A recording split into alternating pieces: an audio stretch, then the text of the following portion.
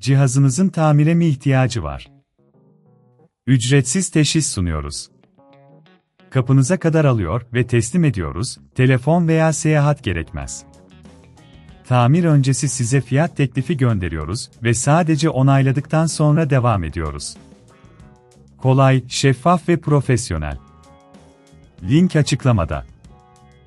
Thermomix TM5'in alt gövdesini değiştirmek için gerekli olan araçları toplayarak başlayalım.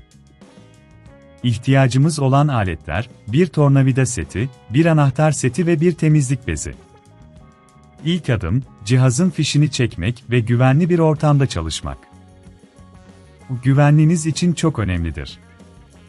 İkinci adım, alt gövdeyi çıkarmak için cihazın alt kısmındaki vidaları açmak. Tornavida ile dikkatlice vidaları sökün.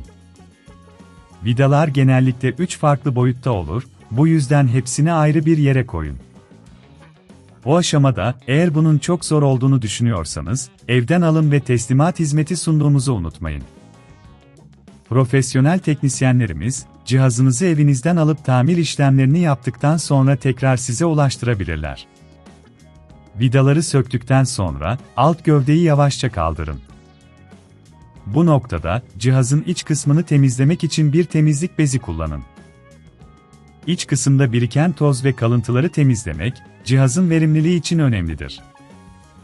Ardından, yeni alt gövdeyi takma işlemine geçelim.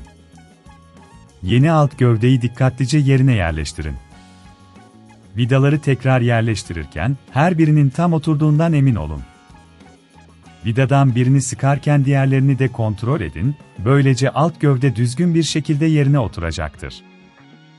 Tamir öncesi fiyat teklifimizi almak için bizimle iletişime geçebilirsiniz. Bu ne kadar maliyetle karşılaşacağınızı bilmenize yardımcı olur. Son olarak, tüm vidaların sağlam bir şekilde sıkıldığından emin olun ve cihazın alt kısmını kontrol edin. Her şey yolunda görünüyorsa, Thermomix TM5'inizi yeniden kullanmaya hazır hale getirdiniz. Unutmayın, telefon yok, seyahat yok. Herhangi bir sorunla karşılaşırsanız, profesyonel teşhis hizmetimizden faydalanabilirsiniz. Bu sayede sorunun kaynağını hızlı bir şekilde öğrenebilirsiniz. Cihazınızın tamire mi ihtiyacı var? Ücretsiz teşhis sunuyoruz.